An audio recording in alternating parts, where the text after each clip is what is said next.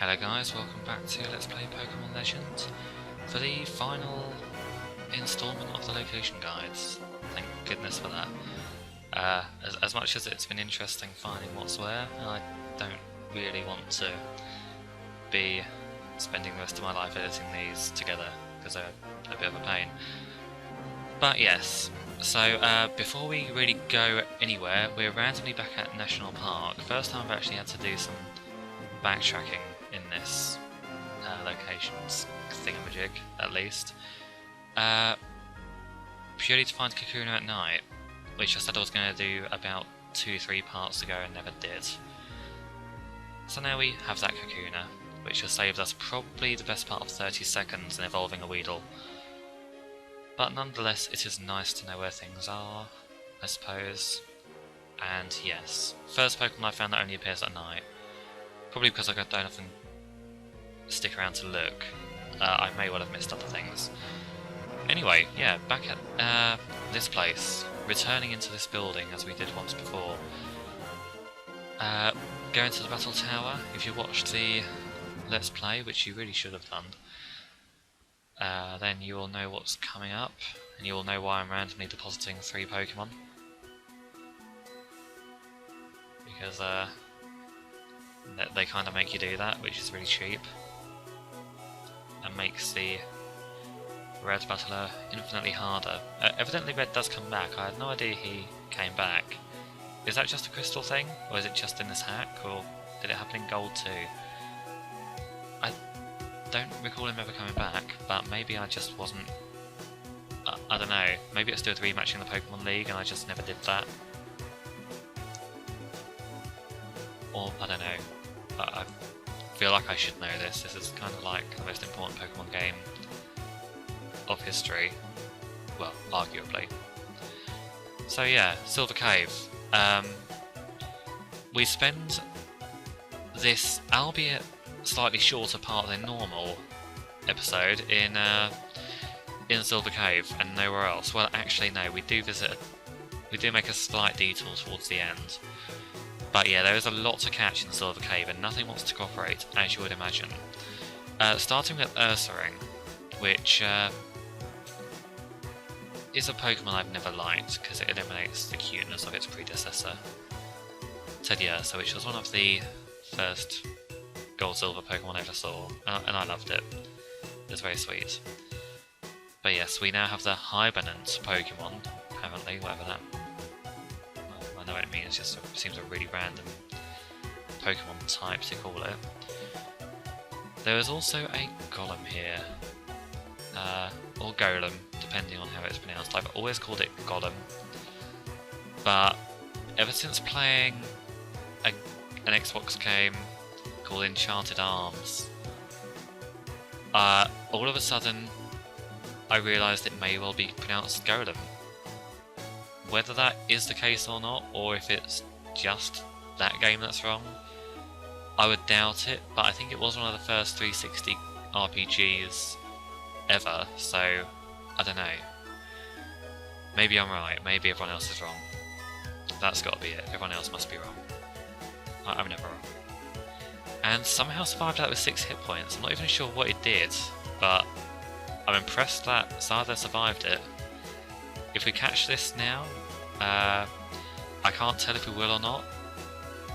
No, that makes me sad. Oh, it's Rollout, that's why. If we caught it there, that would have been awesome, but alas, it wasn't meant to be. And yeah, a Golem with Rollout is not too nice. Nothing with Rollout is too nice, for that matter. But considering this thing doesn't want to miss, it's a bit more of a pain. I don't know if sleep affects the Rollout combo. I've never really paid much attention to it, nor have I ever really been cheap enough to stick by a Pokemon that literally survives on Rollout. I don't think that's a very fun way to play the game. Either way, we now have Golem. Let's just call it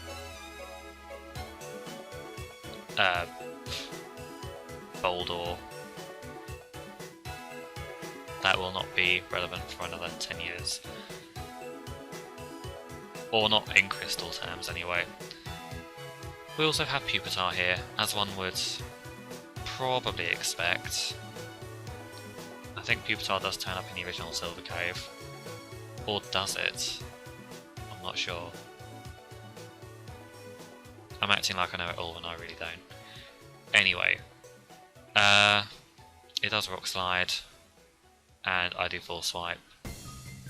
And yeah, it holds up against Full Swipe very well, I must say. I know it's only Full Swipe, but this is the first Pokemon other than Karen's Umbreon, and maybe the odd one or two super defensive Pokemon that have randomly showed up in the wild after hours of searching, that have actually survived that reasonably well. Actually, Golem did, I think, I suddenly recall. But that makes sense. You would expect it to. Although I suppose you'd expect Pupitar to as well, to be fair. Conclusion? There is none. It was just a pointless train of thought. Anyway, we try to catch this thing as one would expect, and it stays asleep. Probably because it is just a spiky shell with eyes. And then it decides to cooperate. Hooray for Pupitar.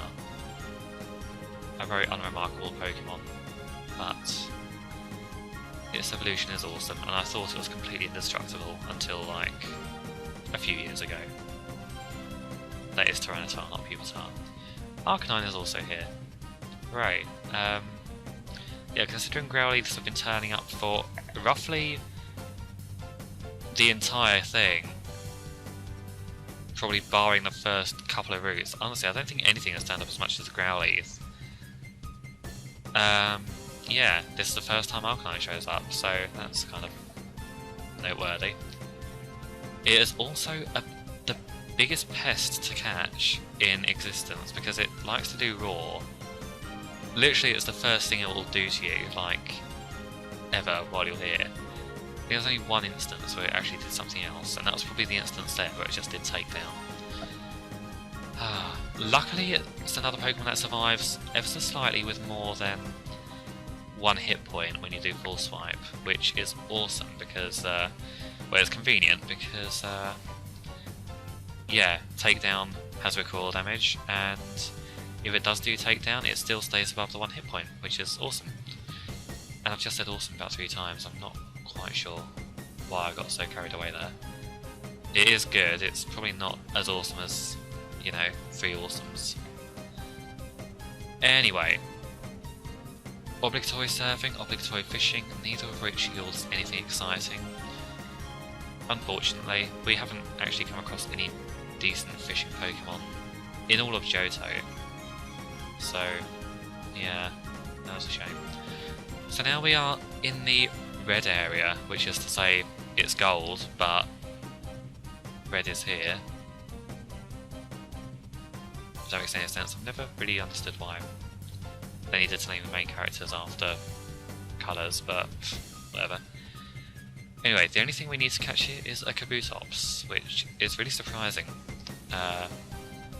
Everything else here we had, which is why we only need to catch Kabutops. We would have needed Omastar had that shiny one not turned up, which sort of took over what I was doing at the time, and yeah, just caught it. I'm very glad of that now, because it's honestly, like, any less Pokemon I have to catch at this stage is a blessing. Thank goodness. If only I had been more persistent with this at the start, we would have probably finished this in like 5 parts. Anyway, no need to slip back.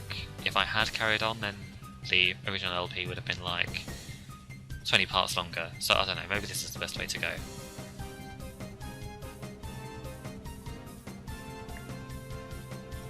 So hopefully we catch this thing soon. I can't really tell with Camtasia Rate's timeline thingy anymore.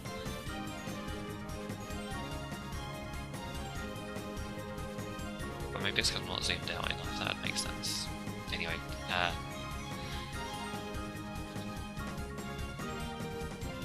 Actually, it looks like this will be the one. Yes, hooray. And oh, wait, even more noteworthy, because that is the last normal Pokemon we have to catch. The Shellfish Pokemon is the final Pokemon. That is the lot. That is it. We are completely, as far as I'm aware, completely caught now. So let's do something else. Let's catch Entei. Yeah, this thing, oh my gosh. Considering how quickly Entei and Raikou showed up the first time, Entei would not show up. It took me like half an hour to find this thing. And then half an hour more of throwing Pokeballs, like, seriously. There was 20 minutes of footage of me just throwing Pokeballs at it. It was really annoying, and I was going to leave a lot of it in and just speed it up, but that screen started shaking, probably because I was loading too many states within quick succession of each other. Kind of messed up the recording. So yeah, I wasn't too happy about that. I wanted to make you suffer with me. But nonetheless, it eventually caught. Like, I eventually cut the recording, and 60 Pokeballs later or so, it finally caught. That was after the 20 minutes of trying to catch it anyway, so yeah, that was unpleasant. Here's the Pokedex. We haven't actually... It looks very healthy, I have to say. So yeah, with that very healthy Pokedex in sight, next I think we should focus on the evolving things montage. I'll probably just do a montage and try and get it all done in one video, hopefully. So I will see you then for that. Bye for now.